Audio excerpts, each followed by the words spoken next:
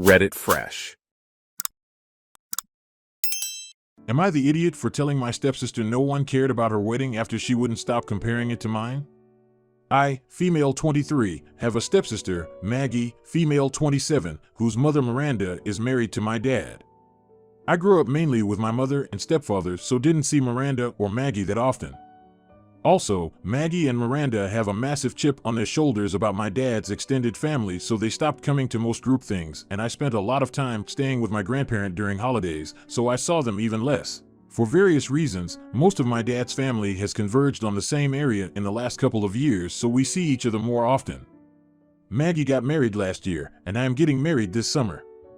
The weddings are not close together and not comparable in terms of venue, size, aesthetic, literally anything, but that hasn't stopped Maggie comparing them incessantly. She's annoyed that my dad offered to pay for mine, I refused, but didn't for hers. She's mad that I'm wearing heirloom jewelry for my wedding that she wasn't offered. She's mad that extended family will be attending my wedding when they didn't attend hers. She has gone so far as to say that she should have married my fiancé since she's closer in age to him and they skipped her. She believes my marriage was arranged. It seems to boil down to the fact that she didn't get the wedding she wanted, and she's still bitter about it. About a week ago, the family, grandparents, dad, Miranda, Maggie plus husband, aunt, cousin plus wife, me plus fiancé, had dinner. The subject of a family member came up in their accommodation for the wedding, and Maggie chimed to say how nice it was that they were able to make it to mine because they were too busy to come to hers. No one acknowledged what she'd said, so she started to talk about the excuse they'd given at a stupidly loud volume so that everyone had to listen. I'm not a confrontational person, but a mix of wine and exhaustion took over and I said, "No one cared about your wedding a year ago, and they're not going to start today, so please just spare us." There was an awkward silence until everyone moved on, but Maggie started crying and quietly left the table and eventually went home. My dad says she is too humiliated to talk to anyone and probably won't come to the wedding. My dad is pressuring me to apologize because Miranda is giving him a hard time, as is Maggie. He says I knew how much it hurt Maggie that a lot of the family pomp was not part of her wedding, and while she has taken it too far, I went for the jugular and I didn't need to, because she wasn't being disparaging to me, she was just inappropriately expressing bottled-up feelings. To me, it felt like she was using my important life event to draw attention to herself, which felt unfair and mean-spirited, which is why I reacted the way I did. That said, it seems like she's not brushing off my comment as easily as I did hers, so I'm wondering if I took it too far. Not the idiot. I understand why she would be upset if people did not attend her wedding, but to keep bringing it up is overkill. I am confused about why she thought it was okay to bring up her wedding while the family was discussing Op's wedding. Then she wants to be shocked when Op finally claps back. NTA, she's angry that her stepfather's extended family wasn't excited about her wedding? I assume her mother also has a family. You also said neither of them go to family events on your dad's side often. Why does she want people she doesn't have in her life on her special day? I'm getting married fairly soon and chose to only invite people who have made an effort to be in my life. Now, for the next story. Am I the idiot for eating the neighbor's cupcakes? I am a female 26, and I have been house/cat sitting for my best friend for the past week.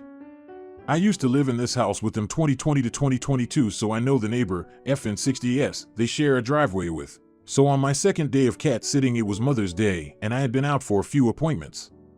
As I reach the door, there is a note wedged in the door frame. I open it and it says the neighbor's daughter had sent a gift for Mother's Day, but the neighbor is away. The note writer had come round to find it, but they couldn't get past the gate and couldn't see it. They asked if I could keep an eye out for it and wrote, "At least you could eat them if you find them." I walked down the drive and sure enough, a gift bag was hanging from the locked gate, with flowers, a card, and a box of 4 cupcakes. I brought them in and took a picture of the note and gift and sent it to my friend who owns the house. She says, "Lucky you." At first I felt a bit weird and thought, oh, I will leave them, and then the next day I think, I don't know how long the neighbor is gone for, it would be bad if they go stale and go to waste, and the note said to eat them, so I ate them. That week I am really busy with work and gym classes, so I am leaving the house around 7 a.m. and not back until at least 8 p.m. When I do see that her car is back later that week, it is at one of these awkward times. On Saturday, the neighbor comes by asking if I had seen the parcel her daughter had sent.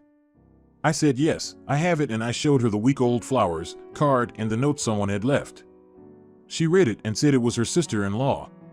I mentioned that it was just the flowers and card as the cupcakes were now gone and gestured to the note saying to eat them. The next evening, the neighbor came round saying she wanted to clear the air. She then proceeded to tell me that she thought it was deplorable behavior and it didn't sit right with her that I had eaten the cupcakes and she saw it as stealing. I should have texted her and should have frozen the cupcakes so they would be saved for her. She said I should have called her sister-in-law who left the note. When I said I couldn't because I didn't have her number, she said it was on the note. I checked the picture I had of the note, it wasn't. I said I did feel bad, but the note had said to eat them and I had been very busy. I hadn't been able to get down to her. She said that I could see when my car was there and I should have gone. She kept turning back that it was horrible behavior, I was stealing and it crossed the line. I apologized profusely. As soon as she left, I burst into tears. I felt so awful. I understand she is upset that she didn't get the full gift her daughter intended for her, but I feel like it was a bit harsh to say that I stole from her when I had written permission to eat the cupcakes.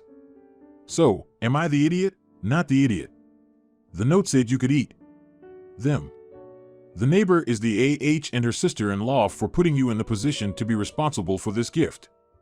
They expected you to find it, take it in, babysit it, then deliver it. Like it's your job to drop your life to run this crap over the moment it was convenient for her. No good deed goes unpunished. Next time, leave her poop outside to get wet and rot. Sorry, I hate to be accused of being a thief and don't want to be tempted by your 24K platinum cupcakes and other valuables. You're the idiot. It would have required very little thought process to realize that your neighbor would have wanted her Mother's Day gifts.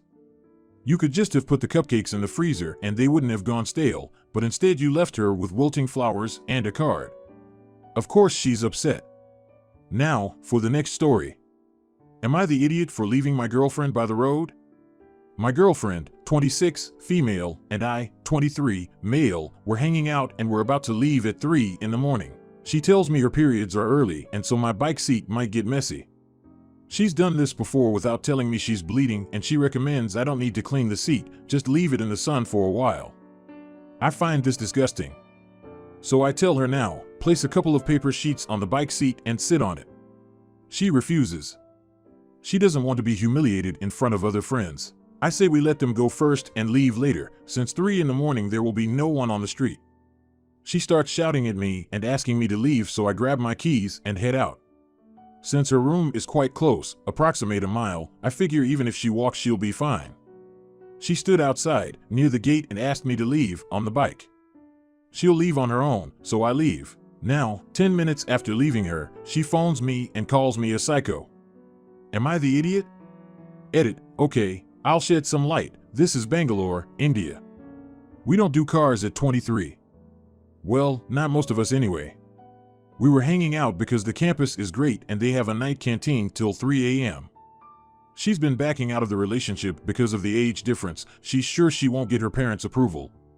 3, we were on our 24-hour grad school campus, but stayed in a room outside campus. She thinks the sanitary pads the college provides is a size small for her, so says it won't help even a bit. Same about the paper BTW. She won't explain why, but knows they won't help at all. 4, she was wearing dark-colored night pants and hence no one would notice unless they stared at her crotch. Not the idiot. This would not be an issue if the girlfriend just took care of her menstrual problems. I agree that leaving menstrual blood on a bike seat is gross. She doesn't feel she has a responsibility to clean up after herself. He gave boundaries, so she needs to accept the consequences. Use the paper like requested. I'm a 73-year-old woman and I don't know any female who would leave their blood on a bike seat. Gross. Not the idiot, this is disgusting. If someone has that messy period that she messes up seats on the regular but refuses to address the issue, I would have to suggest you break up with her.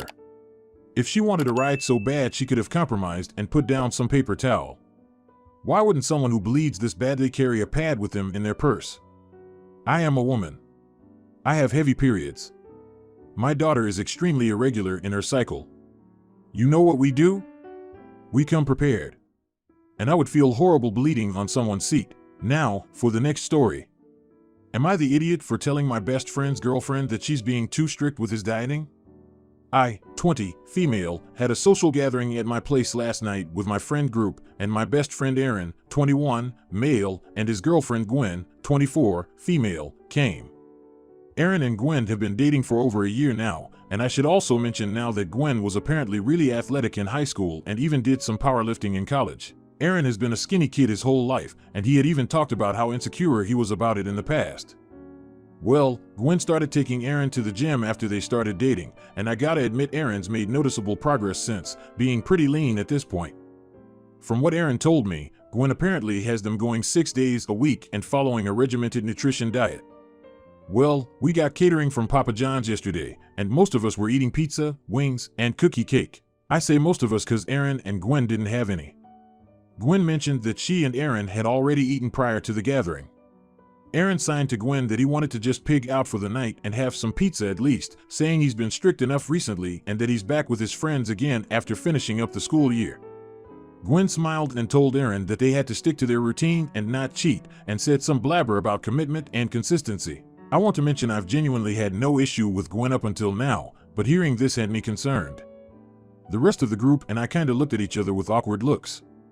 I decided to pitch in and say, look, you both are really committed, and it definitely shows. But if Aaron's been this regimented enough, I say he deserves a break. And some pizza. Gwen honestly looked taken aback and asked me to please not interfere with Aaron's progress, though she thanked me for the compliment. I responded that I wasn't trying to interfere and that this looked like it was way too strict and defragmenting. Gwen literally had the audacity to say, okay kid, you got no clue what you're talking about. And if you're gonna talk to me like that, I'm not gonna stay in your household. I honestly couldn't even say anything as I was in too much shock, and Gwen stormed out, dragging a shocked Aaron with her. Well, Aaron texted me this morning, saying that Gwen was pissed with me and that she wanted an apology. I haven't responded, and I texted our other friends about this whole thing, telling them not to tell Aaron. They were in just as much shock as me, and said I don't owe Gwen an apology. But Aaron literally texted me 2 more times, practically hounding me. What should I do? Am I the idiot? Not the idiot, and I'd be a bit worried about their underlying health issues. Like ED-type health issues that she's pushing onto him. I don't blame you for your reaction, and it wasn't rude either. One day is not going to undo a ton of progress, especially if they just continue to do their routine anyway. Plenty of people are active and eat junk and still stay skinny if her concern is becoming overweight. Everyone sucks here. Not for Gwen to decide what Aaron eats, let alone dictate this in front of his friends. That is unless he had asked her to be his food police. Not your place to decide that Aaron's diet is too strict. Aaron's an adult. Sounds like you and Gwen were talking about Aaron's diet as though he weren't there. Not respectful to him as an adult. Aaron's the one who needs an apology from you and Gwen. Now, for the next story. Am I the idiot for telling my daughter to lock my niece out of their room? My sister and niece, 7, fell on hard times and needed a place to stay. My wife and I have a daughter, 8, and live in a 2-bedroom townhouse, so there isn't too much space, but we wanted to help out, so we have my niece in my daughter's room and my sister is on the couch. My daughter and niece already had some problems with sharing the room. My daughter is a light sleeper and doesn't like any light or noise, but my niece is scared of the dark and sleeps with a fan or noise machine. We were able to compromise on that, but then my daughter brought up the issue of my niece getting up in the middle of the night and bringing my sister to their room to redo their entire nighttime routine. It almost always wakes my daughter up. I told my daughter that whenever niece leaves the room to get her mom, she can lock the door. Now my sister is complaining about my niece getting kicked out of the room every time she gets up to get water or go to the bathroom, and her having to sleep on the floor whenever she needs to give her daughter the couch. I told her that I told my daughter to lock the door when niece wakes her up, and if she doesn't want to sleep on the floor, tell her to stay in her bed at night. Now my sister wants to keep niece's mattress in the living room, but there's nowhere for her to put it during the day, so I said no. Now she's complaining to my wife, who says our daughter and I are being rude and we need to stop locking my niece out of the bedroom. My sister is also threatening to stop babysitting. She watches the kids after school because the agreement was that she and her daughter would have a bed, and apparently I'm going back on that. I told her if she stops contributing to the household, she and her daughter could get out. Now my wife and I are fighting over this, and I wanted to know who's the idiot for this. You're the idiot. For treating a homeless girl like trash.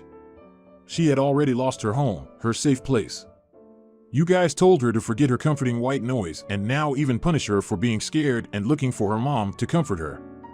She's probably terrified over their uncertain living conditions already, and you're not making things easier. Of course she's scared to sleep and wakes up a lot. YTA. It's normal for someone to wake up in the middle of the night to go for a drink or the bathroom. To lock them out just because of this is ridiculous.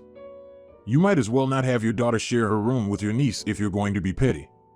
You claimed you want to help, but to do it in such a shitty way, might as well don't bother. They are already having a tough time and you're making it harder for no good reason.